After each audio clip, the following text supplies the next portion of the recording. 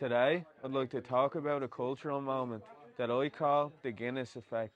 The Guinness effect is a phenomenon that spread through the affluent suburbs and leaked into the collective consciousness of every young up and coming Irish creative that will eventually move to London for 6 months and then never stop talking about it. Guinness drinkers tried to fashion themselves into the forward thinking European subject, flexing their cultural capital by pretending they can tell the difference between a Guinness in this trending hipster pub of the week and a Guinness literally anywhere else, even though they taste basically the same.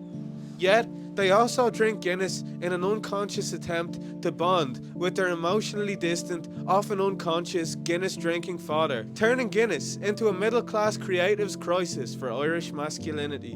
Which begs the question, does anyone actually like Guinness as much as they say they do? Or do they just want to be seen as part of a cultural trend?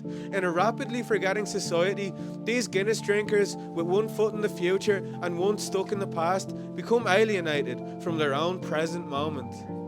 Length of the line, temperature of the keg, whether it's the first pint in a keg, the size of the head in the Guinness, whether or not there's bubbles in the inside of the glass, whether or not there's domage, whether or not there's bubbles in the head of the glass, and the glass it gets served in, it has to get served in the Guinness glass. Okay. This disease was created in a lab by a multinational conglomerate slash soulless algorithm known as Love in Dublin, the modern day dictators of absolute taste. Therefore, Love in Dublin love and dublified Guinness, turning it into an idealised elixir of creativity and social status, even though it's just basically stout with no inherently magical properties. So what's the best point of Guinness in Dublin?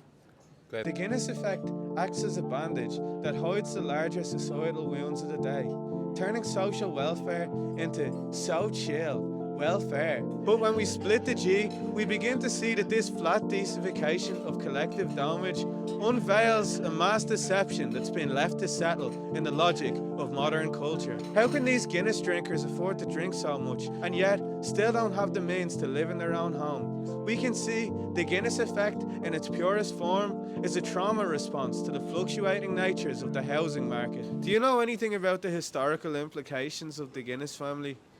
No. Do you care? No.